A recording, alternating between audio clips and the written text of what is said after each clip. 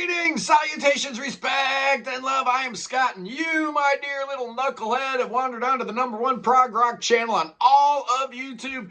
It's the Prog Corner, and that's my opinion, and that's the only one that matters around here. And today, I'm going to be spouting off my opinion about the brand new album, actually albums, plural, by none other than the great echolyn, the American prog band, formed in 1989 in Pennsylvania by Brett Call, Ray Weston, Chris Busby, and Paul Ramsey.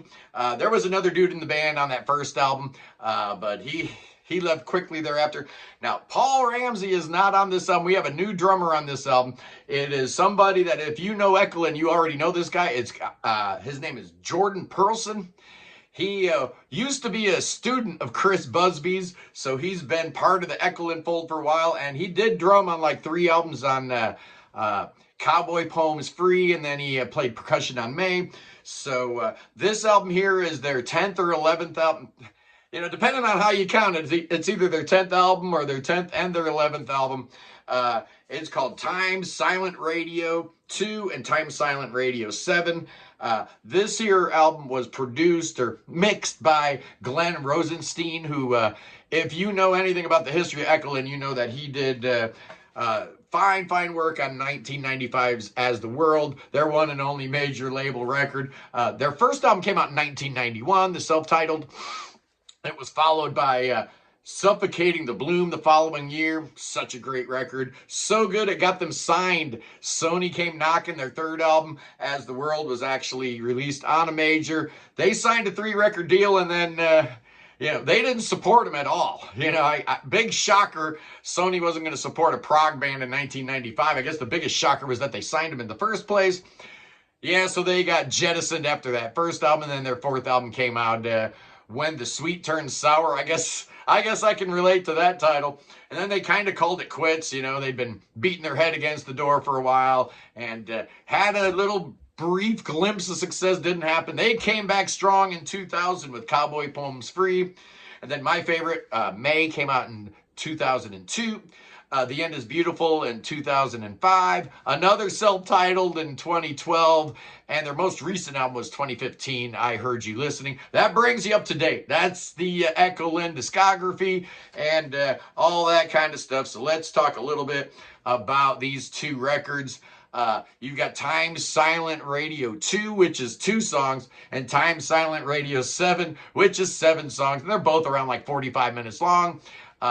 Let's see, this is going to be dropped when? March 7th is the release date on this. The same date Jethro Tull gets released, and Ghost of the Machine, so March 7th is going to be a real busy day. Let's start with Time Silent Radio 7. This is the one with the shorter tracks. There's 7 songs on here. It starts out with a song called Radio Waves. It's a 7-minute long track. Starts out with like some, radio, transmissions, and you're trying to tune it in. It almost has the same effect as like an orchestra tuning up. It's actually kind of cool.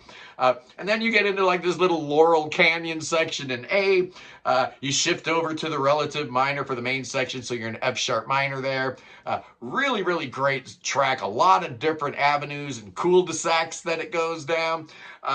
The best part of the song, though, is when you get that acoustic guitar strumming D, A, C, G, dun-dun, dun-dun, dun-dun, dun-dun. I mean, how many songs have that chord progression? And it still works, especially when you got that little keyboard tinkling D over the top of all of it, and then you get into like this electric light orchestra, Jeff Lynne type chord progression. Awesome song, great way to start the album. Next up is a song called Silent Years. This is a short one, 4.5 minutes long, but it's outstanding, man. It's got this really cool, weird chord progression. F sharp to F, A sharp to C sharp. That's like a big part of the song, is that chord progression. I've never heard that progression before, so it's really cool. Then we finally get into like a get down section in G, and Chris Busby's piano just highlights this whole thing. Just twinkling ivories over the top of everything. It's a quirky song, yet it's super catchy.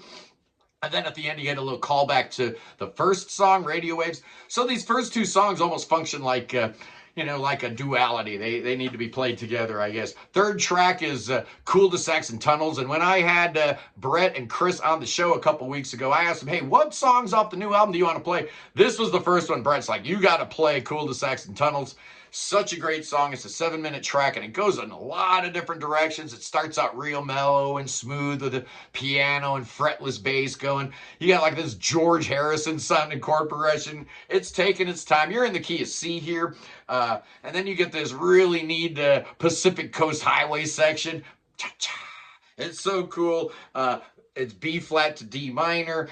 I even hear bongos in the mix back there, man. It's so cool. This is a very mature side of echolyn. You definitely see a lot of growth and maturity.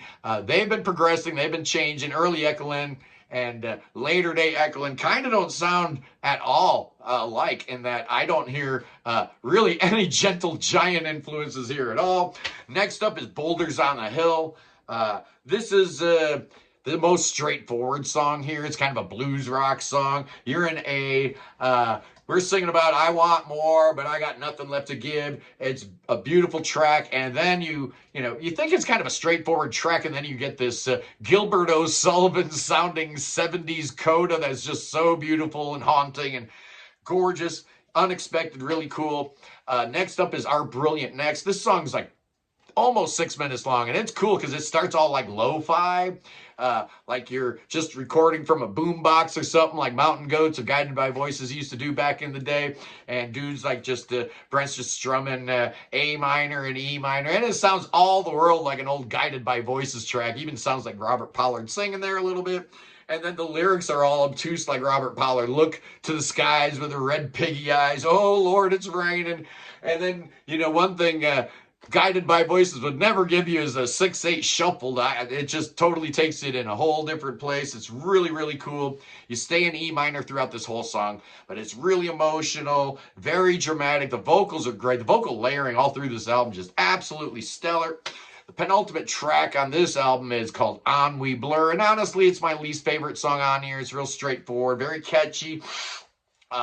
You got this little thing where you're in C, but then you go C, B, B flat, B. So you're toggling down and back up. So it's like playing around with a major 7 type of thing.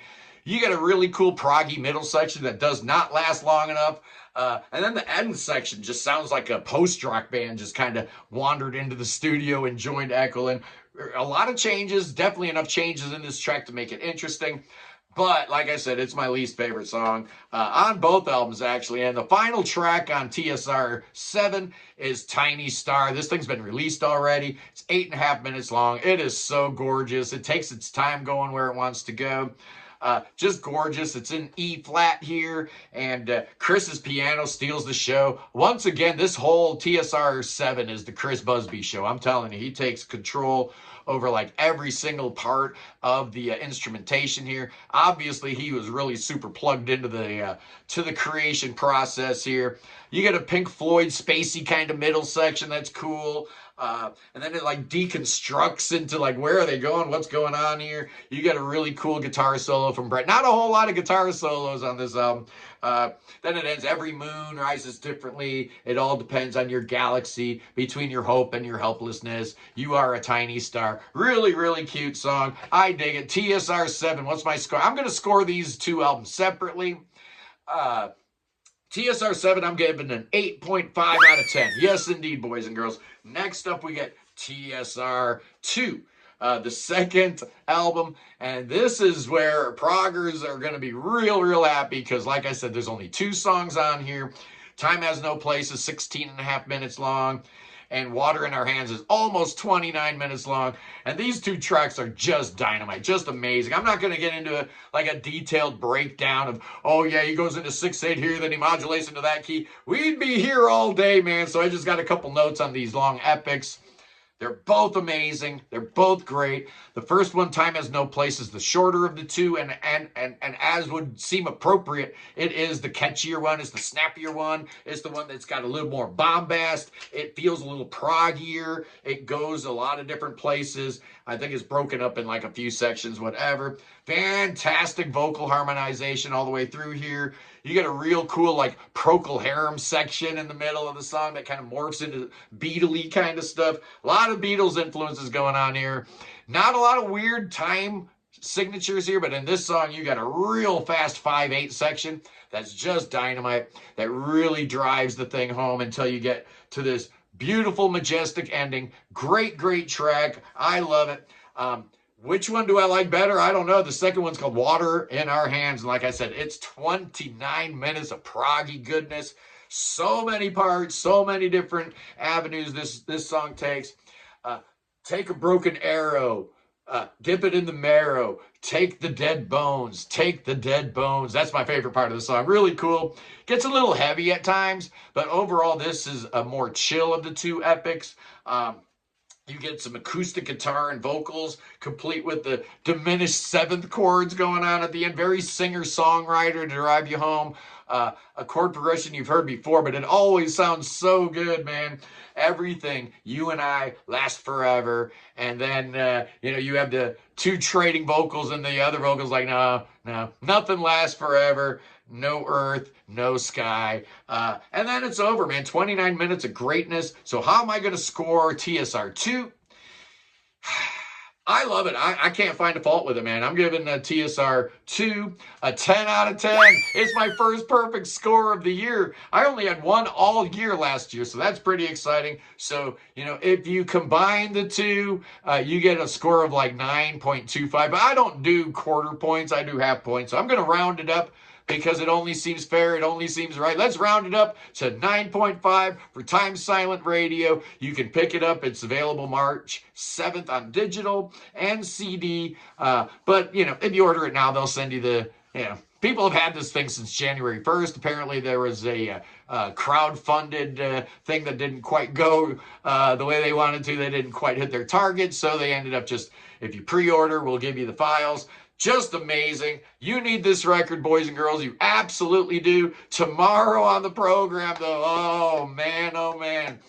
I'm going to be ranking every one of Shakespeare's plays. Oh, yes, I am. I can't wait. That's going to be a lot of fun because I'm a nerd and I love Shakespeare. And then Sunday on the Sunday Prog stream, we're going to be welcoming Mark Monforti into the house when we're talking about his band that he just signed, Imaginarium. Their second album, Siege, comes out next month. So we're going to talk to him about that and a couple members of the band. It's going to be awesome. Anyway, boys and girls, I love you. Peace in the Middle East. Free the Ukraine. Free Tibet. Free your mind. Free Willie. Free beer. And God save King Chucky, man. I'm going to hit myself on the head. Oh, look at that. Look at that. We're going to salute the king. Oh, no, King Chucky ain't doing so good. Well, you know what you got to do? You got to come to America. We got the best healthcare system in the world. That's right. Just ask Luigi Mangione. He'll tell you all about it. Yes, indeed. And then we're going to do spells and incantations because man can't live on medicine alone. The best medicine is a healthy spirit. Oh, yes, and a love and fear of God. Yes, indeed. And then we're going to get our prayer warriors. Hey, King Chucky's got the cancer. Oh, no, he doesn't.